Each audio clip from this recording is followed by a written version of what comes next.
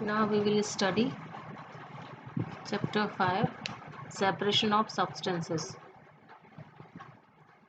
So first we should know about the how can we separate the substances. There are various methods of separating the substances.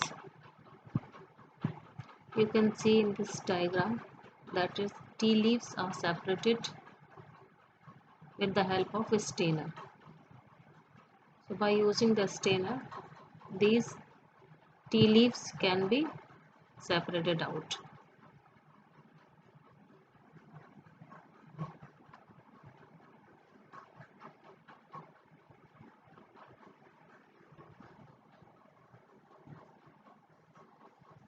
And there are other methods by which the substances can be separated. Suppose grain is separated from the stalks while harvesting. So during harvesting, grain can be separated from the stalks. That is also another method of separation. And milk or curd that is churned and to separate the butter. So you can see the diagram separating of butter.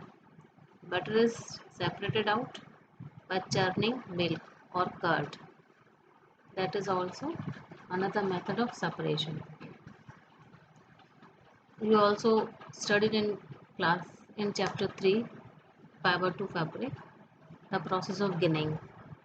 Ginning is also the process of separating substances. It means in the process of ginning, separate the cotton from its seed. That is ginning. In this process, you are separating cotton from seed. So that is also process of separation, ginning. Suppose you have to given various items, and you have to separate these items. You have to give in guavas, mangoes in a basket. You will separate them by choosing their sizes. You will separate guava in one basket and mangoes in another basket. It means there is a criteria of separating the substances. Suppose you have to give in glass of sand with salt mixed in it. So you cannot separate them by hand picking method. For separation of sand and salt, you will use another method of separation. In this table, what do we separate substances? Why do we separate substances? Separation process separates stone from rice. And the purpose, what is the purpose? To separate two different but useful components. It means you will separate stones from rice. So useful substances means rice, and unuseful substances are the stones. So you will separate or you will throw the stones from the rice. So that is the utility to separate the substances. Means you have to separate useful and useless substances. Then this rice is useful and stone is useless. So you will separate and throw the useless substances. Churning milk to obtain butter. What is that purpose? To remove non-useful components. We throw away the impurities. To separate tea leaves, the purpose is that to remove impurities or harmful components. What do we do with the separated components? We use both the components. So there are various methods of the separation. You will study all these methods. First method, that is the method of separation, is the hand picking method. In the hand picking method, you can separate the substances by your hands. That is the hand picking method, and it can be used for separating slightly larger size impurities like pieces of the dirt, stones, and husk from wheat, rice or pulses, etc. In this method, you can use for separating slightly larger size impurities. Suppose hand picking stones from the grains. That is hand picking method. By using hand, these stones can be separated out. Second method of separation, that is threshing. Threshing means that is used for separating the grains from stalks. That is the threshing method. The threshing method is used for separating grain from stalks. So in this process, stalks are dried in the sun before grain is separated from them.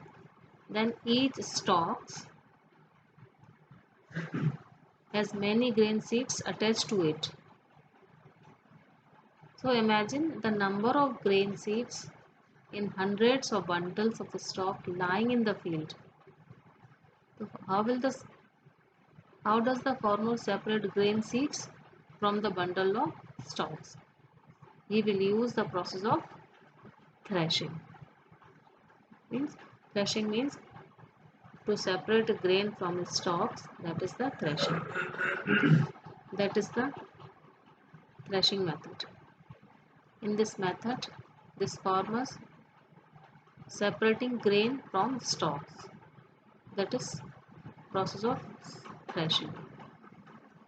And the next method of separation, that is winnowing method. Winnowing method, it is used for separating components of a mixture, and in this method is used to separate heavier and lighter components of a mixture by using wind or blowing air. You can see in this diagram, that is the diagram of winnowing. This lady is separating husk, because husk, that is light weighted, and grains, these are heavier, by using the blowing air. He using this soup, and in the direction of the air, husk can be separated out because these are lighter and grains are heavier, so they can be separated. That is the method of winnowing. Winnowing, it is used to separate heavier and lighter components of a mixture by wind. That is the winnowing process. And the next method, that is the sieving method.